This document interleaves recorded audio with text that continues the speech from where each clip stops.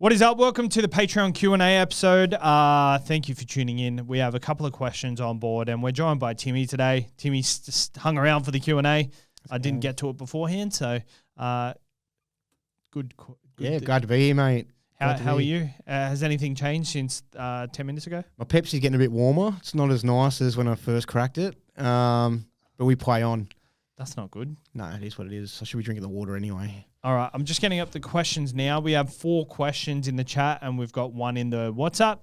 Dan, initial thoughts to trade Lehi after this round due to Manly draw drying up? With the news of Turbo out, is he a hold at fullback? He averages better on the wing, but hard to trade out a Manly fullback at centre wing, sitting 5K. Oh, so he owns him? Yes. Okay, yeah. I would say I probably wouldn't be rushing to bring him in with the draw. I think he's still scored quite well, but if Manly aren't winning the games, and as I said before, I think a concern would be Paseka being out. I think that middle forward impact that they have there, he's their big boy, and he is a big boy, and he's been going good, really stepping it up from where he has been in the past. I think it holds him back a little bit. If you've owned him, though, the good thing is he's a centre. You can have him in centre wing too, so you can drown him out there. You can definitely see how he goes. I wouldn't be rushing to sell him. He, in last week's game, yeah, they were playing para, but it was a pretty mucky game, and it wasn't completely soggy or anything like that for a lot of the game. It was scored okay. like 87 though. Yeah, so that's decent enough. And I think in centre wing, there's a lot of unknown and about him. We obviously know he's got a lot of talent, but the upside seems a little bit like, how big can it be? So yeah, I'd be holding him. I wouldn't be bringing him in though. But yeah, just definitely play eyes up with him. If they don't look like they're going that great and the attacking opportunities aren't there because of the matchups and they struggle, then maybe I would consider moving him on. But definitely hold for now. I've got a controversial take on this. Yeah, I don't think Lehi's that good. You don't rate him? Yeah, I don't. The hype. I love him on the wing. As an NRL player or SuperCoach or Clarify? Bit of both? Bit of both. I think he's a bit overhyped. I think he's very similar to Suafa-Longo, who has a lot to work on in his game in considering ball playing, timing. I think with Lehi... I think his percentage play, Suafa-Longo, he's got a lot of craft in him, but it's kind of like it doesn't... Lehi's pretty silky. When he tries something, he pulls it off pretty much. I think Lehi's better than Suafa-Longo. I just think in the backline plays, he doesn't straighten up enough in the backline plays to get that 2 or 3. Yeah, I see what you mean. He can drift. He kind of drifts and gets caught on the edges, and that's fine as a young fullback. And Supercoach wise, it doesn't matter. You probably prefer him to take the run than he's 500 and something though. So I don't know. He's playing the Storm this week, who are wanting to bounce back from last week, but they've also still shown signs of being leaky in patches throughout games as well. Yep. So, yeah. They are playing at home. This is probably the last week I'd hold him and see how he goes.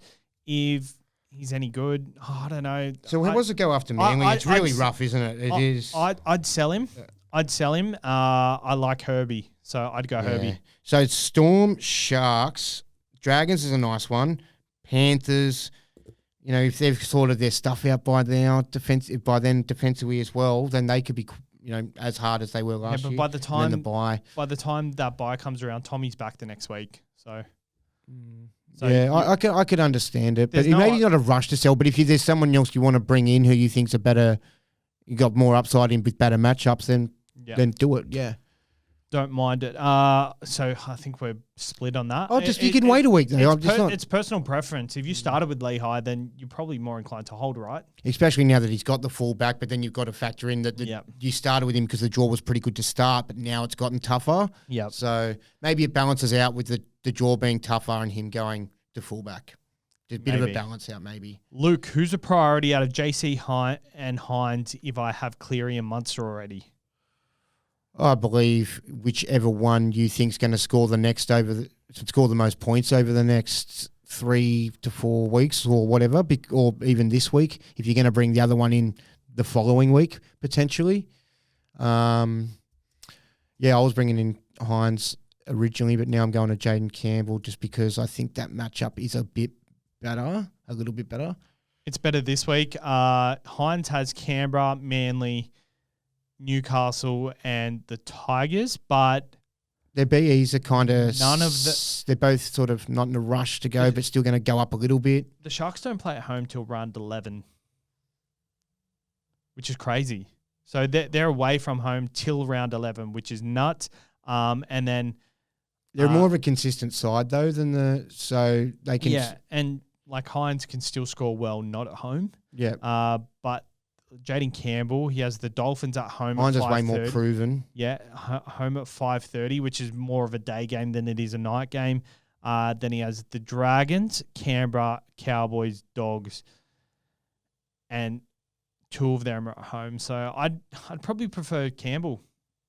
Yeah, well, we're both bringing him in, so that's why we do prefer him. So, 100%. But not as a long-term thing or as a super coach individual. If I could only have one to save my life to play 9 times out of 10, I'd be picking Nico. Yeah. Regardless of probably a matchup too. Yep. But just now, I'm just going with gut vibe and everything. I think I do want him, and I feel like can I say one other thing? I know I'm rambling. He's at 708K or something. I don't want to pay much more than that for Jaden Campbell. Yeah. Whereas if Nico creeps up to 850, I'm prepared to pay more for him. Yeah, so that's why I think it comes down to that as well. That is a good point.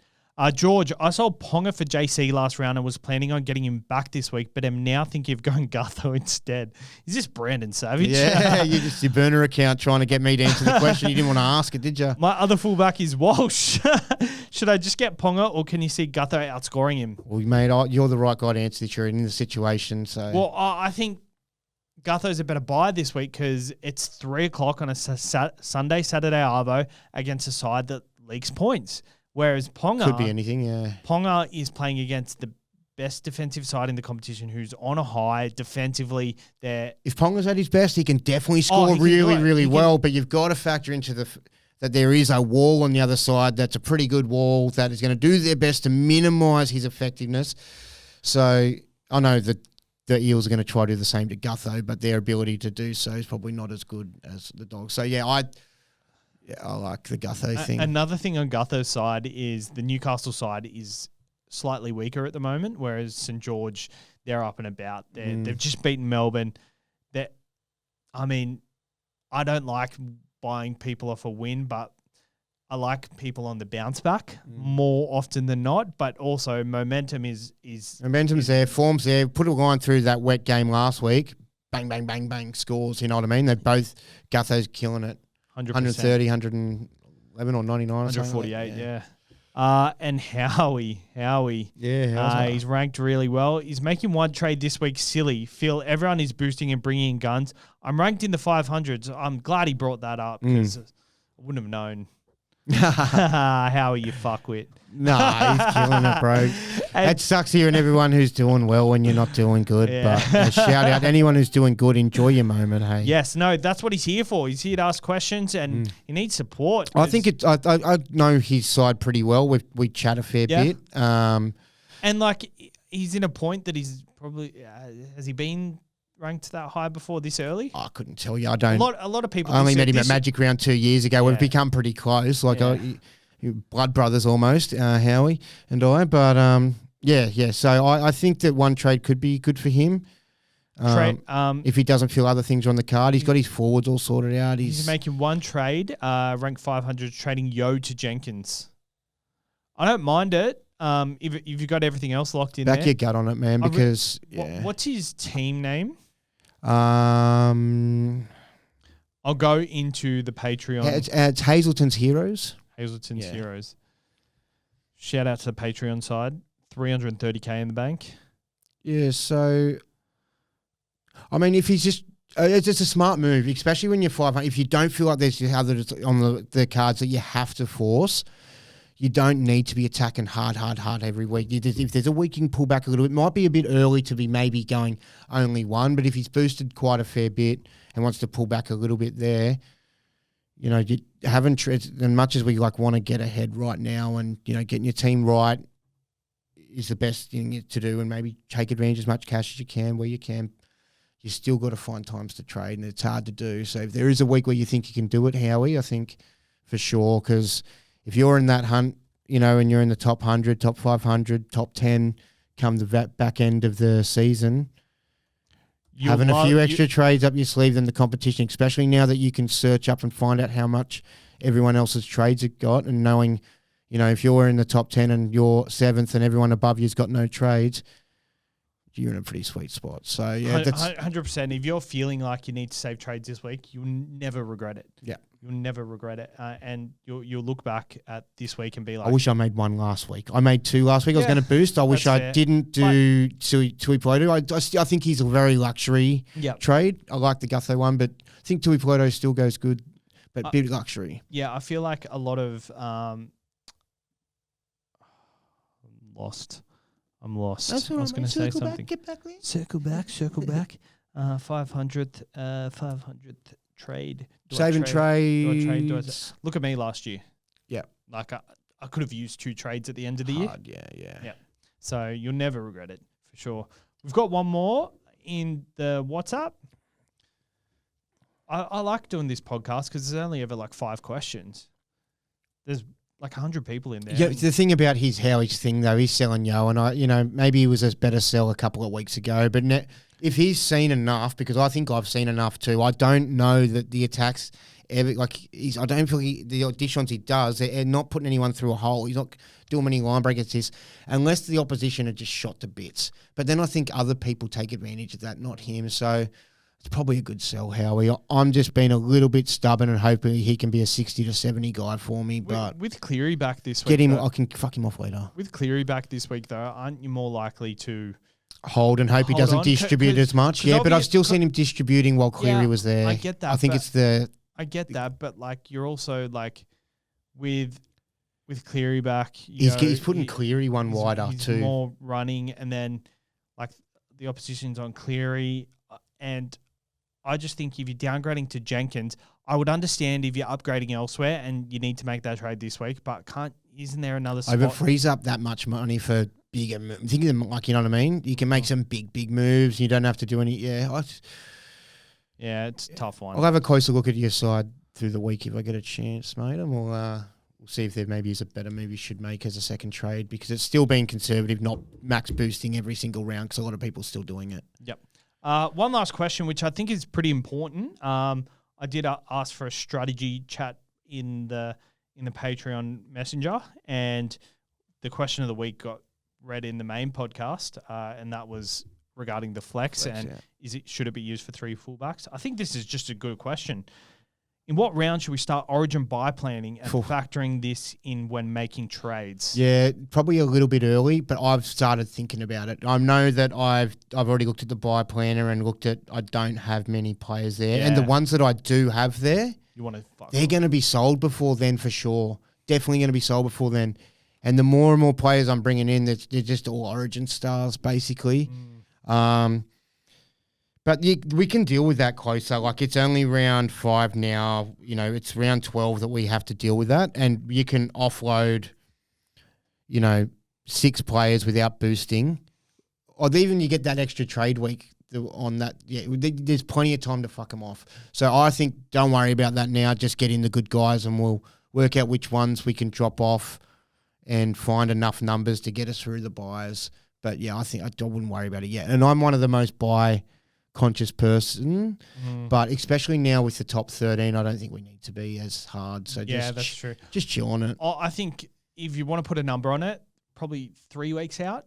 3 weeks out, trade for it. Maybe 4 weeks out. Like, start having it coming.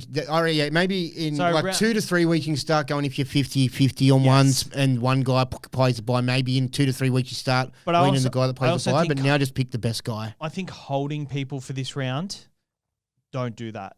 Oh, holding him for the buys? Yeah, I learned my mistake that week. Unless it's a Nico Hines or someone like that you've already got on your side, 100% hold on to them. But that are guns. But like if you're holding on to let's say Alex Seafarth is doing really well at the moment, but if he can easily drop off. If he fell off and you were holding him for the buy, then probably would look at like a Tom Starling or something. Maybe Alex Seafarth is bad. You could hold on to a Starling because it's in an awkward position where there's not much upside. If you wanted to, Jesse Arthur's perfect one. Yeah. Like you don't want to lose all that cash by now and then.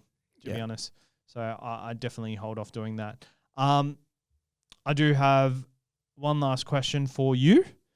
Would you rather have like a hooker that's deaf or a halfback that is blind in its peripheral vision? A hooker that's deaf, yeah. I reckon he'd be a mean motherfucker too. Yeah? Yeah, he'd get in there and he'd just be bang. He'd probably like make a lot of oomph noises. I reckon he'd make some pretty aggressive noises. Yeah, I reckon he'd be tough. I wouldn't want a blind halfback. That's not good. No, but only blind in the peripheral vision. Nah, so. he needs to. He eyes up footy. He's just going to be running straight. He'd just be like, oh, there's a gap. Just running straight every time. No, I don't want that. What's the use of the halfback if your hooker's deaf? He looks around, mate. You know what I mean? Hookers, True. Yeah, you don't, yeah. True. Good point. What's up? You should play footy. Well, I'm not deaf. All right. All right. Thank you for tuning in. Hopefully your sides go well this week, and early access for Patreon members tonight. So you'll hear this tonight. All right. Cheers. See you. Bye.